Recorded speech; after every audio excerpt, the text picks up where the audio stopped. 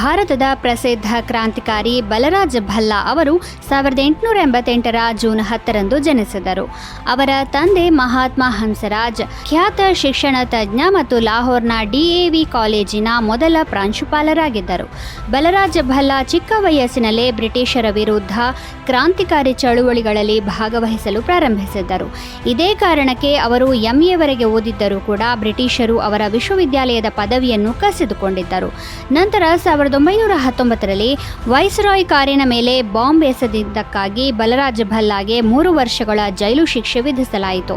ಇದರ ನಂತರ ಲಾಹೋರ್ ಪಿತೂರಿ ಪ್ರಕರಣದಲ್ಲಿ ಅವರ ವಿರುದ್ಧ ಕೇಸ್ ದಾಖಲಿಸಲಾಯಿತು ಮತ್ತು ಅವರಿಗೆ ಕಠಿಣ ಜೈಲು ಶಿಕ್ಷೆ ವಿಧಿಸಲಾಯಿತು. ಕ್ರಾಂತಿಕಾರಿ ಲಾಲಾ ಲಜಪತ್ ರಾಯ್ ಅವರಿಂದ ಬಲರಾಜ್ ಭಲ್ಲಾ ಪ್ರಭಾವಿತರಾಗಿದ್ದರು ಎಂದು ಹೇಳಲಾಗುತ್ತದೆ. ಹಾಗೆಯೇ ಅವರು ತಮ್ಮ ಕೆಲಸಕ್ಕೆ ಬೆಂಬಲವನ್ನು ಪಡೆಯುವ ಉದ್ದೇಶದಿಂದ ಒಮ್ಮೆ ರಹಸ್ಯವಾಗಿ ಜರ್ಮನಿಗೂ ಪ್ರಯಾಣ ಬೆಳೆಸಿದ್ದರಂತೆ. ತಮ್ಮ ಜೀವನದ ಕೊನೆಯ ದಿನಗಳಲ್ಲಿ ಬಲರಾಜ್ ಭಲ್ಲಾ ಅವರು ರಾಜಕೀಯ ಹಿಂಸಾಚಾರದಲ್ಲಿ ನಂಬಿಕೆ ಕಳೆದುಕೊಂಡರು ಮತ್ತು ಗಾಂಧಿಯವರ ಅಹಿಂಸಾತ್ಮಕ ಮಾರ್ಗವನ್ನು ಅನುಸರಿಸಿದರು. 1956ರ ಅಕ್ಟೋಬರ್ 26ರಂದು ಅವರು ಕೊನೆಯುಸಿರೆಳೆದರು. 1986ರ ಜೂನ್ 10ರಂದು ಭಾರತವು ಇಂಗ್ಲೆಂಡ್ ಅನ್ನು 5 ವಿಕೆಟ್ಗಳಿಂದ ಸೋಲಿಸುವ ಮೂಲಕ ಲಾರ್ಡ್ಸ್ ಮೈದಾನದಲ್ಲಿ ಮೊದಲ ಬಾರಿಗೆ ಟೆಸ್ಟ್ ಪಂದ್ಯವನ್ನು ಗೆದ್ದಿತು. ಲಾರ್ಡ್ಸ್ ಕ್ರಿಕೆಟ್ ಮೈದಾನದಲ್ಲಿ ಗೆಲುವು ದಾಖಲಿಸುವುದು ತುಂಬಾ ಕಷ್ಟಕರವಾದ ಕೆಲಸವಾಗಿದೆ.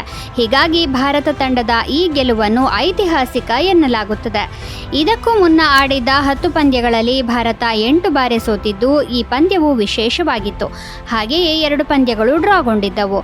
ಕೊನೆಯ 10 ಎಸೆತಗಳಲ್ಲಿ 23 ರನ್ ಗಳಿಸಿ ಭಾರತಕ್ಕೆ ಅದ್ಭುತ ಗೆಲುವು ತಂದುಕೊಟ್ಟ ಕಾರಣ ಈ ಪಂದ್ಯದ ಗೆಲುವಿನ ಶ್ರೇಯಸ್ಸು ಭಾರತ ತಂಡದ ಅಂದಿನ ನಾಯಕ ಕಪಿಲ್ ದೇವ್ ಅವರಿಗೆ ಸಲ್ಲುತ್ತದೆ.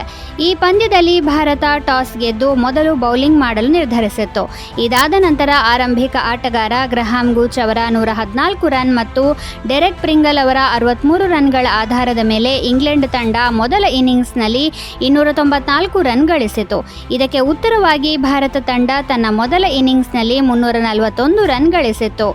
ಇದಾದ ಬಳಿಕ ಇಂಗ್ಲೆಂಡ್ನ ಬ್ಯಾಟ್ಸ್ಮನ್ಗಳು 2ನೇ ಇನ್ನಿಂಗ್ಸ್ನಲ್ಲಿ 180 ರನ್ಗಳಿಗೆ ಸೀಮಿತಗೊಂಡರು. ಇಂತಹ ಪರಿಸ್ಥಿತಿಯಲ್ಲಿ ಭಾರತಕ್ಕೆ ಪಂದ್ಯ ಗೆಲ್ಲುವ ಉತ್ತಮ ಅವಕಾಶವಿತ್ತು. 2ನೇ ಇನ್ನಿಂಗ್ಸ್ನಲ್ಲಿ ಕಪಿಲ್ ದೇವ್ 52 ರನ್ಗಳಿಗೆ 4 ಮತ್ತು ಮಣೀಂದರ್ ಸಿಂಗ್ 3 ವಿಕೆಟ್ ಪಡೆದರು. ಲಾರ್ಡ್ಸ್ನಲ್ಲಿ ನಡೆದ ಈ ಸರಣಿಯ 2ನೇ ಟೆಸ್ಟ್ ಪಂದ್ಯದಲ್ಲಿ ಭಾರತ 279 ರನ್ಗಳ ಜಯ ಸಾಧಿಸಿತ್ತು. ಸರಣಿಯ 3ನೇ ಹಾಗೂ ಅಂತಿಮ ಟೆಸ್ಟ್ ಡ್ರಾ ಆಗಿತ್ತು. ಈ ಮೂಲಕ ಟೀಮ್ ಇಂಡಿಯಾ 2-0 ಅಂತರದಲ್ಲಿ ಸರಣಿ ತನ್ನದಾಗಿಸಿಕೊಂಡಿತ್ತು. 2003ರ ಜೂನ್ 10ರಂದು ಅಮೆರಿಕನ್ ಬಾಹ್ಯಾಕಾಶ ಸಂಸ್ಥೆ ನಾಸಾ ಸ್ಪಿರಿಟ್ ಎಂದು ಕರೆಯಲ್ಪಡುವ ರೋವರ್ ಅನ್ನು ಲಾಂಚ್ ಮಾಡಿತು. ಇದನ್ನು ಫ್ಲೋರಿಡಾದ ಕೇಪ್ ಕೆನವೆರಲ್ ಏರ್ಫೋರ್ಸ್ ಸ್ಟೇಷನ್ನಿಂದ ಡೆಲ್ಟಾ 2 ರಾಕೆಟ್ ಮೂಲಕ ಮಂಗಳ ಗ್ರಹಕ್ಕೆ ಕಳುಹಿಸಲಾಯಿತು.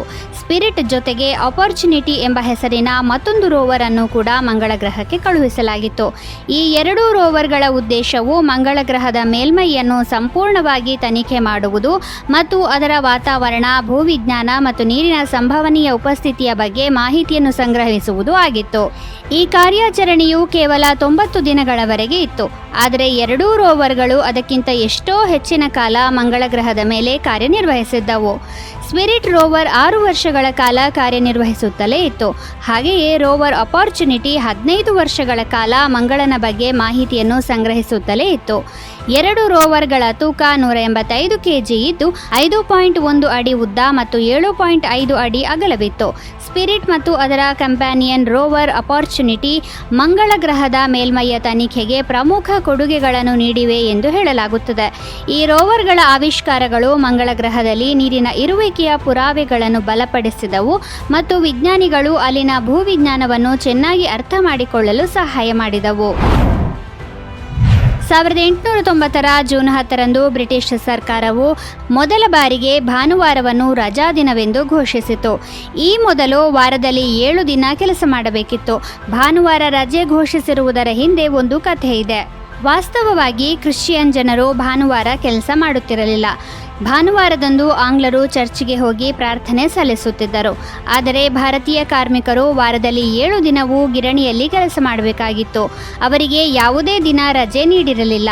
ಆಗಿನ ಕಾರ್ಮಿಕ ನಾಯಕ ನಾರಾಯಣ ಮೇಘಾಜಿ ಲೋಖಂಡೆ ಅವರು ಕಾರ್ಮಿಕರ ಕಷ್ಟವನ್ನು ಅರ್ಥ ಮಾಡಿಕೊಂಡರು ಮತ್ತು ಬ್ರಿಟಿಷ್ ಸರ್ಕಾರಕ್ಕೆ ಭಾನುವಾರ ರಜೆಯ ಪ್ರಸ್ತಾಪವನ್ನು ಮಾಡಿದರು.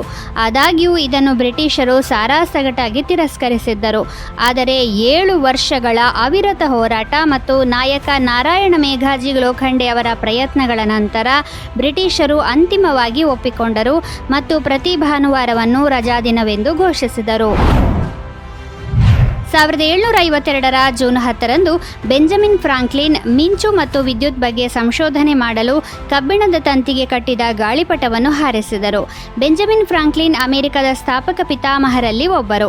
ಮಿಂಚಿನ ಹೊಡೆತಗಳು ನಗರಗಳು ಮತ್ತು ಪಟ್ಟಣಗಳಲ್ಲಿ ಹೇಗೆ ಗಂಭೀರವಾದ ಬೆಂಕಿಯನ್ನು ಉಂಟು ಮಾಡುತ್ತವೆ ಎಂಬುದನ್ನು ಫ್ರಾಂಕ್ಲಿನ್ ತಿಳಿದುಕೊಳ್ಳಲು ಬಯಸಿದ್ದರು ಮತ್ತು ಅಲ್ಲಿ ಮನೆಗಳು ಮರದಿಂದ ಮಾಡಲ್ಪಟ್ಟಿದ್ದವು. ಈ ಸಂಬಂಧದಲ್ಲಿ ಬೆಂಜಮಿನ್ ಫ್ರಾಂಕ್ಲಿನ್ ಮಿಂಚನ್ನು ಚೆನ್ನಾಗಿ ಅರ್ಥ ಮಾಡಿಕೊಳ್ಳಲು ಗಾಳಿಪಟಗಳನ್ನು ಪ್ರಯೋಗಿಸಿದರು. ಗಾಳಿಪಟದ ಮೇಲೆ ಮಿಂಚಿನಂತೆ ವರ್ತಿಸುತ್ತಿದ್ದ ಕಬ್ಬಿಣದ ತಂತಿಯನ್ನು ಹಾಕಿದ್ದರು. ಇದಲ್ಲದೆ ಗಾಳಿಪಟ ಹಾರಿಸಲು 2 ಬಗೆಯ ತಂತಿಗಳನ್ನು ಜೋಡಿಸಲಾಗಿತ್ತು. ಗಾಳಿಪಟಕ್ಕೆ ಜೋಡಿಸಲಾದ ಮೇಲಿನ ತುದಿಯು ಸೆಣಬಿನಿಂದ ಮಾಡಿದ ದಾರವಾಗಿತ್ತು. ಅದೇ ಸಮಯದಲ್ಲಿ ಫ್ರಾಂಕ್ಲಿನ್ ಹಿಡಿದಿದ್ದ ಕೆಳಗಿನ ಭಾಗವು ರೇಷ್ಮೆಯಾಗಿತ್ತು. ಈ 2 ಭಾಗಗಳ ನಡುವೆ ಒಂದು ಕೀಲಿ ಇತ್ತು.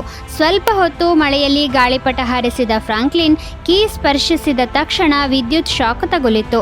ಯಾಕೆಂದರೆ ಫ್ರಾಂಕ್ಲಿನ್ ಅವರ ಕೈಯಲ್ಲಿರುವ ಧನಾತ್ಮಕ ಆವೇಶಕ್ಕೆ ಕೀಲಿಯಲ್ಲಿನ ಋಣಾತ್ಮಕ ಆವೇಶವು ಆಕರ್ಷಿತವಾಗಿತ್ತು ಮತ್ತು ಈ ರೀತಿಯಾಗಿ ಬೆಂಜಮಿನ್ ಫ್ರಾಂಕ್ಲಿನ್ ಅವರು ಯಾವುದೇ ಕಟ್ಟಡದ ಅತ್ಯುನ್ನತ ಬಿಂದುವಿನ ಮೇಲೆ ಲೋಹದ ಹಾಳೆಯನ್ನು ಇರಿಸಿದರೆ ಮಿಂಚಿನ ಹೊಡೆತದ ನಂತರವೂ ಲೋಹವು ವಾಹಕವಾಗಿ ಕಾರ್ಯನಿರ್ವಹಿಸುತ್ತದೆ, ಕಟ್ಟಡದಿಂದ ವಿದ್ಯುತ್ತನ್ನು ಸಾಗಿಸುತ್ತದೆ ಮತ್ತು ಆದ್ದರಿಂದ ಕಟ್ಟಡದಲ್ಲಿ ಬೆಂಕಿ ಹೊತ್ತಿಕೊಳ್ಳುವುದಿಲ್ಲ ಎಂಬುದನ್ನು ಕಂಡುಕೊಂಡರು.